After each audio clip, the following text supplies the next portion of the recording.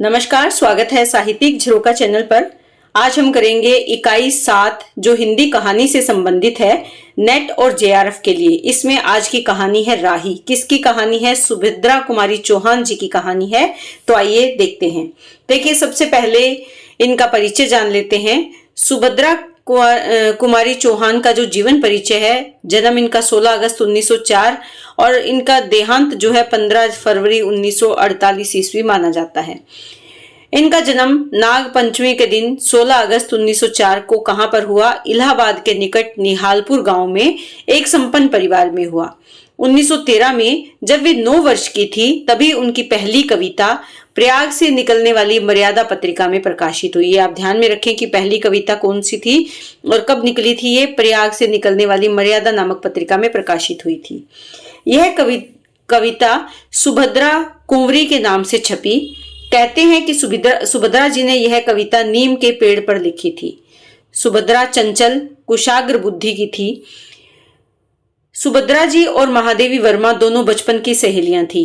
9वीं कक्षा के बाद सुभद्रा कुमारी की पढ़ाई छूट गई थी। शिक्षा समाप्त करने के बाद 1919 में नवलपुर के सुप्रसिद्ध ठाकुर लक्ष्मण सिंह के साथ उनका विवाह हो गया।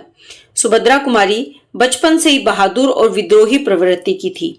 गृहस्थी और नन्हे नन्हे बच्चों का जीवन संवारते हुए उन्होंने समाज और राजनीति की सेवा की। 1920 से 21 के बीच में सुभद्रा कुमारी और लक्ष्मण सिंह अखिल भारतीय कांग्रेस कमेटी के सदस्य रहे। 1922 में जबलपुर का झंडा सत्याग्रह देश का पहला सत्याग्रह था, जिसमें सुभद्रा जी पहली महिला सत्याग्रही थी। रोज रोज सभाएं हुआ करती थी जिसमें सुभद्रा जी भी बोलती थी, यानी अपने बातों से लोगों को प्रेरित करती थी। टाइम्स ऑफ इंडिया के संवाददाता ने अपनी एक रिपोर्ट में उनका उल्लेख लोकल सरोजनी कहकर किया था। लक्ष्मण सिंह जैसा जीवन साथी और माखनलाल चतुर्वेदी जैसा पथ प्रदर्शक पाकर वे स्वतंत्रता के राष्ट्रीय आंदोलन में बराबर सक्रिय रही। कई बार जेल भी गई। जलियांवाला बाग नृशंस हत्याकांड से उनके मन पर गहरा आघात लगा। उन्होंने 3 अग्नेय कविताएं लिखी। सुभद्रा कुमारी चौहान की जीवनी उनकी पुत्री सुधा चौहान के द्वारा लिखी गई मिला तेज से तेज। इसे हंस पत्रिका इलाहाबाद में प्रकाशित किया गया।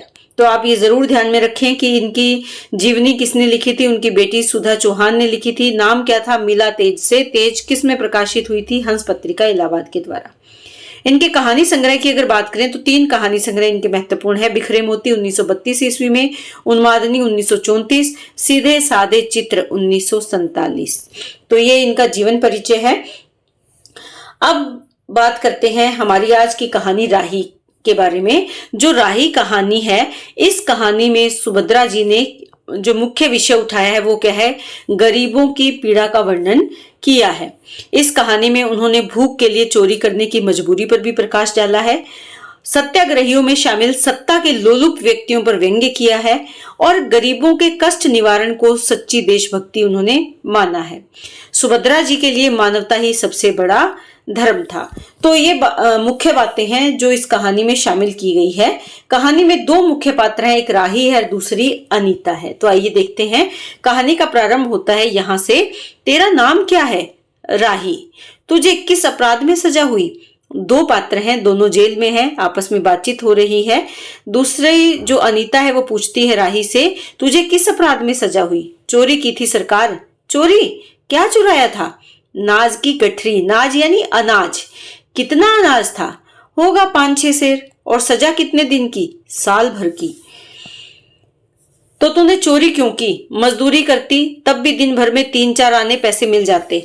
हमें मजदूरी नहीं मिलती सरकार। हमारी जाति मांगरोरी है, यानी मांग कर जीवन यापन करने वाली है। हम केवल मांगते खाते हैं और भीख न मिले तो? अनीता पूछती है। तो फिर चोरी करते हैं। उस दिन घर में खाने को नहीं था। बच्चे भूख से तड़प रहे थे। बाजार में बहुत देर तक मांगा। बोझा ढोने के लिए टोकरा लेकर भी बैठी रही, पर कुछ नहीं मिला। सामने किसी का बच्चा रो रहा था। उसे देखकर मुझे अपने भूखे बच्चे की याद आ गई। वहीं पर किसी की अनाज की गठरी रखी हुई थी। उसे लेकर अभी भाग ही रही थी कि पुलिस ने पकड़ लिया। तो इन शब्दों के माध्यम से, इन वाक्यों के माध्यम से समझ में आ रहा है कि राही कैसी है। एक बहुत ही गरीब स्त्री है जो मांग कर अपने बच्चों का पेट भरती है। और मांगती क्यों है? क्योंकि वो जाति ही मांग कर खाने वाली है, मांगरोड़ी है, मांगरोड़ी जाति से संबंध रखती है राही। अनीता ने एक ठंडी सांस ली। दूसरा पात्र महत्वपूर्ण यहाँ पर कौन है? अनीता है। बोली, फिर तूने कहा नहीं कि बच्चे भूखे थे इसीलिए चोरी की? संभव है इस बात से मैजिस्ट्रेट कम सजा देता। हम गरीबों की कोई नहीं सुनता सरकार। बच्चे आए थे कचहरी में, मैंने सब कुछ कहा पर किसी ने नहीं सुना। अब तेरे बच्चे किसके पास हैं? उनका बाप है? अनीता ने पूछा। राही की आंखों में आंसू आ गए। वह बोली, उनका बाप मर गया सरकार, जेल में उसे मारा था और वहीं अस्पताल में वह मर गया। अब बच्चों का कोई नहीं है। तो तेरे बच्चों का बाप भी जेल में ही मरा? वह क्यों जेल आया था? अनीता ने प्रश्न किया। उसे तो बिना कसूर के ही पकड़ लिया था सरकार, राही ने कहा। ताड़ी पीने को गया था। ताड़ी यानी शराब। 2-4 दोस्त उसके साथ थे। मेरे घरवाले का एक वक्त पुलिस वाले के साथ झगड़ा हो गया था, उसी का उसने बदला लिया। 109 में उसका चालान करके साल भर की सजा दिला दी, वहीं मर गया। अनीता ने एक दीर्घ निश्वास के साथ कहा, लंबी सांस छोड़ते हुए। अच्छा जी, अपना काम कर। राही चली गई। अच्छा, जा अपना काम कर। राही चली गई। अनीता सत्याग्रह करके जेल में आई थी। यानी अनीता किस कारण से जेल में थी? उसने आंदोलन में भाग लिया, इसीलिए वो जेल में थी। पहले उसे B क्लास दिया गया था, फिर उसके घर वालों ने लिखा पढ़ी करके उसे A क्लास में दिलवा दिया। अनीता के सामने आज एक प्रश्न था। वह सोच रही थी, देश की दरिद्रता और इन निरीह गरीबों के कष्टों को दूर करने का कोई उपाय नहीं है। मुख्य समस्या क्या है? देश की गरीबी और उस गरीबी की मार झेलते हुए गरीब, जो भारतीय गरीब है, उनके बारे में विचार किया जा रहा है। हम सभी परमात्मा की संतान हैं, एक ही देश के निवासी। कम से कम हम सबको खाने और पहनने का समान अधिकार तो है ही। प्रश्न कर रही है खुद से ही। कौन? अनीता। फिर ये क्या बात है कि कुछ लोग तो बहुत आराम करते हैं और कुछ लोग पेट के अन्न के लिए चोरी करते हैं। उसके बाद विचारक के अदूरदर्शिता के कारण या सरकारी वकील के चातुर्यपूर्ण जिरह के कारण छोटे छोटे बच्चों की माताएं जेल भेज दी जाती है। उनके बच्चे भूखों मरने के लिए छोड़ दिए जाते हैं। एक और तो यह कैदी है जो जेल आकर सचमुच जेल जीवन के कष्ट उठाती है, और दूसरी ओर हम लोग जो अपनी देशभक्ति और त्याग का ढिंढोरा पीटते हुए जेल आते हैं। तो कहने का भाव क्या है कि दोनों में अंतर स्पष्ट कर रही है कि एक और तो राही है जो अपने भूखे बच्चों का जीवन किस प्रकार कट रहा है उसके प्रति चिंतित है और जेल में भी कष्टों से भरा हुआ जीवन जी रही है, और दूसरी ओर वो लोग जो देशभक्ति और त्याग का ढिंढोरा पीटते हैं और जेल आते हैं। हमें आमतौर से दूसरे कैदियों के मुकाबले अच्छा बर्ताव मिलता है, फिर भी हमें संतोष नहीं होता। हम जेल आकर A और B क्लास के लिए झगड़ते हैं। जेल आकर ही हम कौन सा बड़ा त्याग कर देते हैं? जेल में हमें कौन सा कष्ट रहता है सिवा इसके कि हमारे माथे पर नेतृत्व का सील लग जाता है। हम बड़े अभिमान से कहते हैं, यह हमारी 4थी जेल यात्रा है, यह हमारी 5वीं जेल यात्रा है। अपनी जेल यात्रा के किस्से बार बार सुनाकर आत्म गौरव अनुभव करते हैं।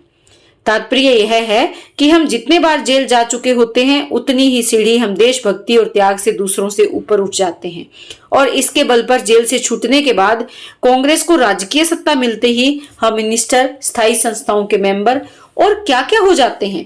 अनीता विचार कर रही है इन विषयों पर। अनीता सोच रही थी, कल तक तो खद्दर भी नहीं पहनते थे, बात बात पर कांग्रेस का मजाक उड़ाते थे। कांग्रेस के हाथों में थोड़ी शक्ति आते ही वे कांग्रेस के भगत बन गए, उन लोगों के बारे में जो खुद को देशभक्त तो सिद्ध करते हैं, और लेकिन जैसे ही पार्टी में आने की बात आती है तो वो अपने आप को देशभक्त सिद्ध करने के लिए उन बातों को भूल जाते हैं जो पहले वो सोच रहे थे। खद्दर पहनने लगे, यहां तक कि जेल में भी दिखाई पड़ने लगे। यानी अब हम क्योंकि पार्टी में जगह बनानी है तो खद्दर भी पहन रहे हैं और आंदोलनों के बहाने जेल में भी आ रहे हैं। वास्तव में ये देशभक्ति है या सत्ता भक्ति? यानी सत्ता से प्रभावित होकर सत्ता के लालच में हम जेल में आ रहे हैं, देशभक्ति का भाव यहाँ नहीं है। अनीता के विचारों का तांता लगा हुआ था, वह दार्शनिक हो रही थी। उसे अनुभव हुआ जैसे कोई भीतर ही भीतर उसे काट रहा हो। अनीता की विचार वाली अनीता को ही खाए जा रही थी। उसे बार बार ये लग रहा था कि उसकी देशभक्ति सच्ची देशभक्ति नहीं वरन मजाक है। अनीता की आत्मा बोल उठी, वास्तव में सच्ची देशभक्ति तो इस गरीबों के कष्ट का निवारण करने में है। मूल भाव क्या है इस कहानी का कि देशभक्ति तभी संभव हो सकती है या तभी सार्थक हो सकती है जब हम गरीबों के कष्ट का निवारण करेंगे, उनको दूर करने का प्रयास करेंगे। ये कोई दूसरे नहीं है, हमारी ही भारत माता की संतानें हैं। इन हजारों लाखों भूखे नंगे भारतीय नंगे भाई बहनों की यदि हम कुछ सेवा कर सकें तो सचमुच हमें अपने देश की सेवा की। यानी अगर हम इनकी सेवा करेंगे तो वो सेवा कौन सी होगी? देश की सेवा होगी। हमारा वास्तविक जीवन तो देहातों में यानी गांव में है। किसानों की दुर्दशा से हम सभी थोड़े बहुत परिचित हैं, पर इन गरीबों के पास न घर है न द्वार।